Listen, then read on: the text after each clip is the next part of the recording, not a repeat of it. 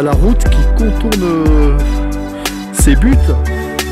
Et le caillou, il est quand même enfin, la façon dont il est placé, c'est un repère visuel pour s'orienter sur les chemins.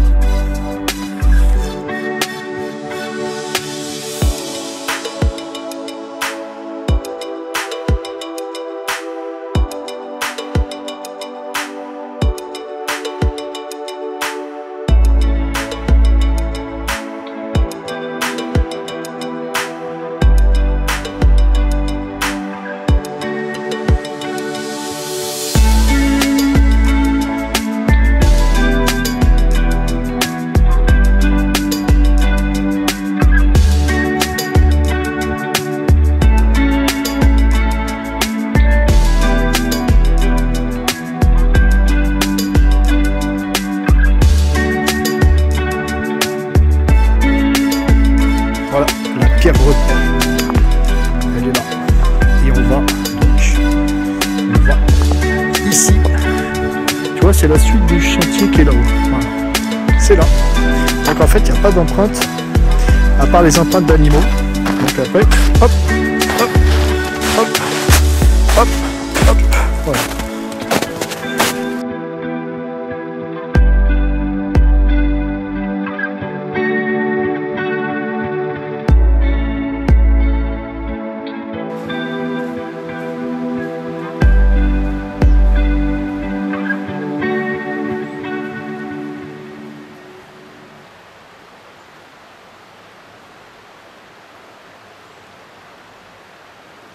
Suit les traces des chevreuils, mais ils sont passés au-dessus du...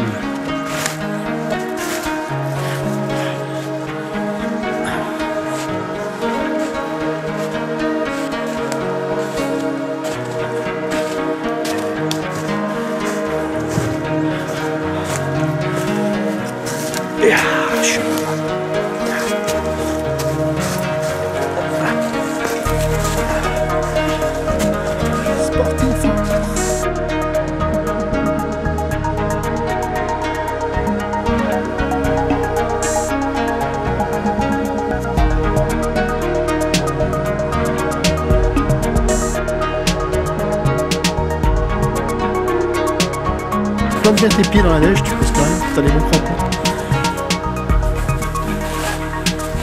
Non, tu risques rien, plante bien tes pieds dans la neige. C'est en pente là, c'est très en pente. Voilà. Et regarde un petit peu, admire, regarde cette... Ah ouais. Et ça a été creusé, tu vois. T'as pas vu dedans encore parce que ça a été affaissé à l'intérieur. Du coup, personne n'est venu depuis un moment. Du coup, la neige est vierge. Si, t'as des pieds. D'animaux qui passent. C'est pour ça que la dernière fois j'ai ramené 13 tiques ici. Ouais, parce que j'avais ici c'est plein d'orchidées d'Actylorhiza, donc la fameuse orchidée des sorcières. Et je m'étais allongé pour les photographier et les tiques se sont collées.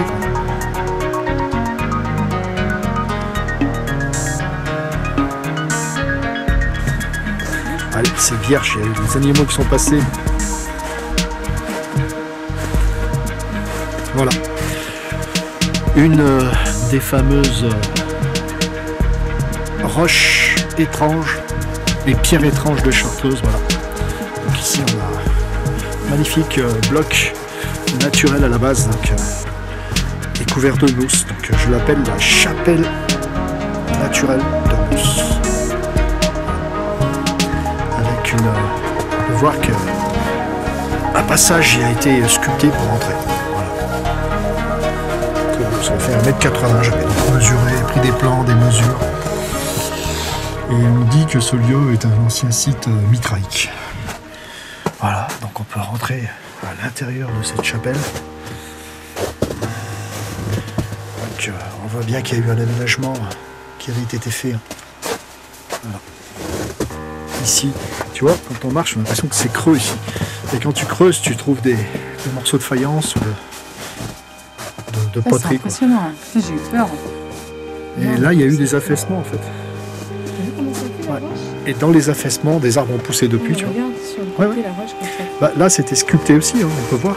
Si tu viens ici, tu vois qu'il y a des passages d'animaux hein, dans le truc. C'est là que j'avais chopé les tiques en allant explorer le... Tu vois, il y avait un passage qui était en bas aussi. t'arrivais par en bas et tu pouvais rejoindre là-haut, tu vois. Et tu peux voir qu'il devait y avoir un toit. Ça a été aménagé, on dirait. C'était une fenêtre. Ici. On voit que ça avait été aménagé pour faire passer de la lumière.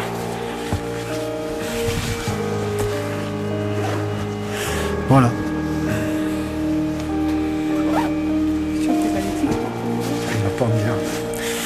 On a quand même une bonne épaisseur de poudreuse.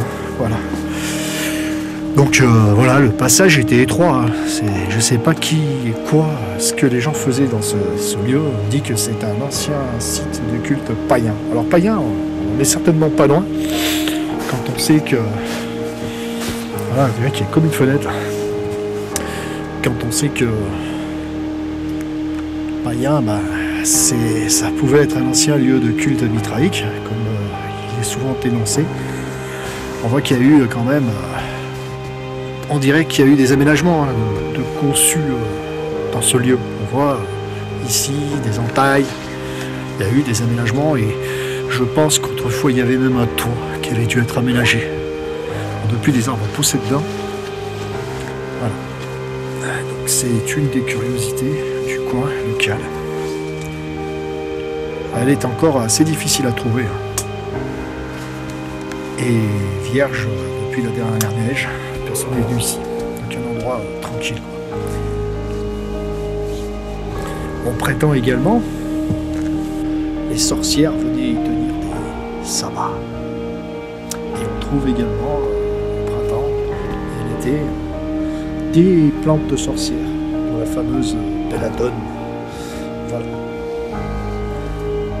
Et cet endroit, je le trouve beaucoup plus appréciable à cette époque en hiver, quand on mange dans la neige, qu'au printemps finalement. Bien qu'au printemps, on ait la possibilité de voir de nombreuses orchidées sauvages.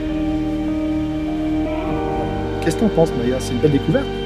Ça fait partie des pierres étranges de Chartreuse que je voulais, dont je voulais communiquer l'existence. Voilà, un patrimoine plutôt insolite. Je vais vous faire voir 2-3 petits détails. J'ai travaillé sur cette chapelle naturelle de mousse, comme je l'appelle. J'ai pris des mesures, j'ai fait plein de choses. Et on peut voir qu'elle est orientée d'une manière plutôt étonnante, car on peut voir que d'un bout à l'autre, dans les longueurs, elle est vraiment alignée. L'orientation sud-nord est sur les pans de mur, voilà, qu'on trouve à gauche et le nord à ma droite. Donc en fait elle est en parfait alignement.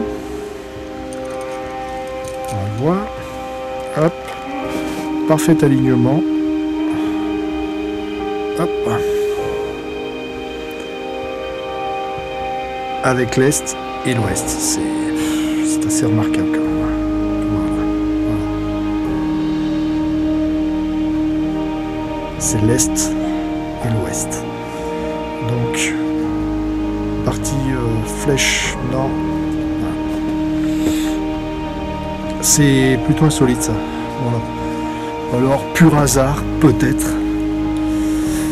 En attendant, elle récèle quand même quelques mystères, cette petite chapelle naturelle de mousse. Parce qu'on voit que des aménagements y ont été exécutés. Donc il y a eu une utilisation, oui, ça peut vraiment penser à la grotte avec une vierge. À un lieu de culte, un ancien lieu de culte quelconque. Mais avec, tu vois, tu mets la vierge et puis ça te fait un lieu de... Ouais. Ça me fait penser à ça en fait. Tu sais, j'aimerais avoir de l'argent pour... ça serait intéressant de créer, de refaire une chapelle ici, de remettre un toit et de raménager quelque chose ici. Je vais mettre un toit, je vais mettre une vierge. Voilà. Alors qu'est-ce que t'en penses? Tu vois, c'est surprenant. Ouais, hein, c'est chouette, ouais. Et là, il devait y avoir une grosse porte. porte. Pas à ce qu'il y a tout ça à l'intérieur. Là, il devait y avoir une grosse porte. On peut voir que... Voilà.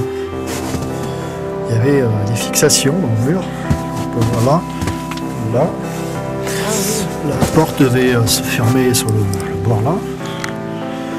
Il y a un encadrement quelconque. Et là, un loquet, tac, il est passé profond. C'est fort, on trouve des choses au fond des. Hein? Là, tu vois, il y a une marche qui avait été aménagée également. Une quoi? Une marche. Tac, enfin, deux marches avec un truc qui faisait couler l'eau, je sais pas, c'est bizarre. Expérience.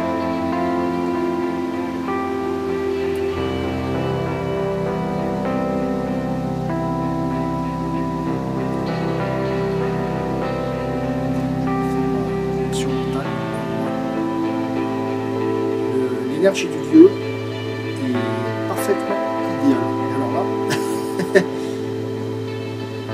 je vais peut-être sauver beaucoup de monde avec ma radiesthésie, mais l'énergie du lieu est parfaitement idéale ici.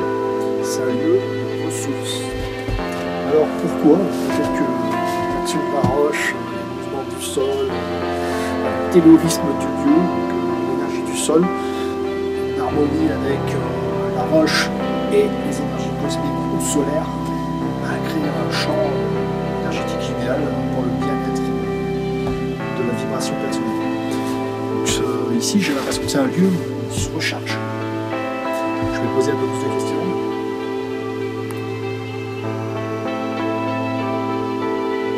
C'est bien ça. Ici, c'est un lieu où on peut puiser une énergie solaire.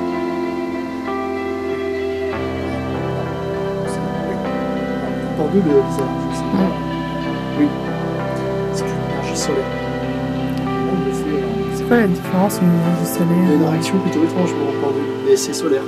Ça veut dire quoi? Solaire, une énergie solaire. Solaire, c'est qu'en fait, si on récupère, il pouvait y avoir, comme c'est une énergie solaire ou cosmique, parce que les étoiles sont des soleils, c'est aussi une énergie qui peut être utilisée sur des plans aussi la nuit, avec les étoiles. Donc on n'aura pas la même, ce sera plus quelque chose pour l'obscur, pour les choses cachées, et puis ce qu'on devra mettre en lumière, on fera à des heures précises, au moment où le soleil est midi par exemple, ou minuit pour la nuit. Voilà, c'est des... Après, je n'entrerai pas plus dans le...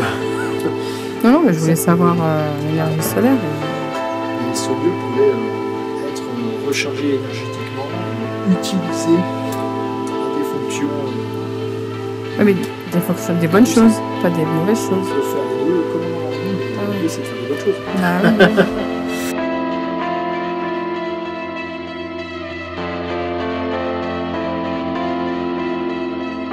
Qu'est-ce que t'en penses? C'est... Voilà. Ouais. On voit que c'était un lieu qui était utilisé. Hein. En fait, tu t'attends pas à ce que tu vas voir à l'intérieur. C'est ce qui est incroyable, c'est comme c'est caché. En fait. Et encore, il y a le passage qui attire l'œil, mais la face, là où il est, on le voit pas trop. Même cette pierre-là, elle est étrange, sérieusement. Alors, je me suis toujours demandé, est-ce qu'il y avait un lien, tu sais, avec ces fameux rochers qui ont servi de carrière naturelle, tu vois, c'est possible. Comme on se trouve au bord d'un... Bah là, ça fait naturel, hein. Même à l'intérieur, comme c'est fait... On se trouve au bord d'un passage médiéval, donc je pense que des fois, ils extrayaient des pierres et qu'ils avaient... ça a été peut-être... c'est peut-être de facture humaine, tu vois. Donc, l'édifice mesure plusieurs mètres d'eau, là. Nous sommes sous le... Donc, à peu près à ce niveau-là où se trouve la racine, c'est là que nous étions à pied. Après, on peut descendre, paf. Et donc, je suppose qu'il y avait une crypte là-dessous, quoi. Et donc, en fait, les cultes mitraïques, souvent, avaient des cryptes. Voilà. Donc, est-ce qu'il y a toujours un trou ou est-ce que tout a été bouché? Difficile à savoir. Jamais de fouilles n'ont été exécutées. Alors par contre la roche est assez exceptionnelle. On peut voir ici aussi là, la roche est intéressante. Donc on se trouve entre deux pans de mur, toujours orientés vers l'ouest, est-ouest. La roche à la face du protège du nord. Ici, pareil, tu vois, c'est dingue, hein. Oh, ça paraît presque pas naturel, hein. On dirait presque que c'était une ancienne carrière, hein. Toujours cette impression. Alors voilà, la pente est raide, hein. Il y a de la neige, bon, bah, il y a galère un peu. Donc on peut voir le fameux rocher et l'ancien passage qui est là. Donc l'ancien passage qui est dessous est un passage, un ancien passage médiéval. Voilà. Avant la route qui a été construite plus tard en bas, le long du ruisseau. Ici, c'était l'ancien passage médiéval. Donc on peut voir la hauteur de cette chapelle. Au final, elle est encore plus intrigante d'en bas. C'est qu'elle est complètement dissimulée. Jamais on imagine qu'on peut se rendre à l'intérieur de ce rocher. C'est immense, hein. On peut voir la taille. Regarde, fait 1m70. Ben,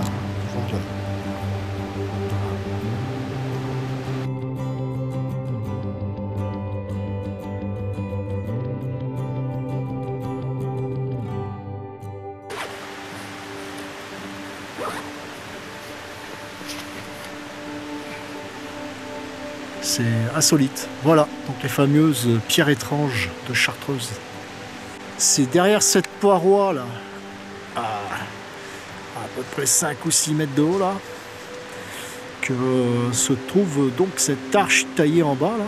Dans le bas de l'intérieur on la voit, je la présente à un moment donné. Et elle semblait mener sur ce chemin, et en réalité pas du tout. On se rend de l'autre côté, il n'y avait aucun accès possible. C'était infranchissable d'ici. Donc elle menait peut-être bien, comme il me semble, dans une crypte.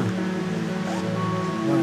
Une crypte mitraïque. Il faut savoir que le culte de Mitra, c'était un culte qui se réalisait dans des souterrains.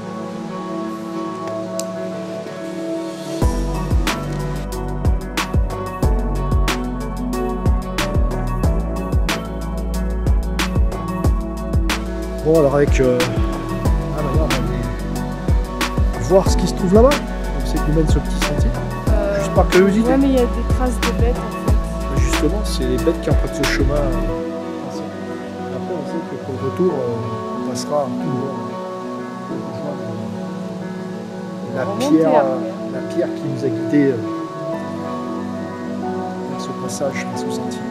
Ces pierres, à mon avis, depuis l'origine de ce chemin médiéval, a indiqué les passages. Et pourquoi faut venir ? Pour voir, par curiosité. Allons-y gaiement.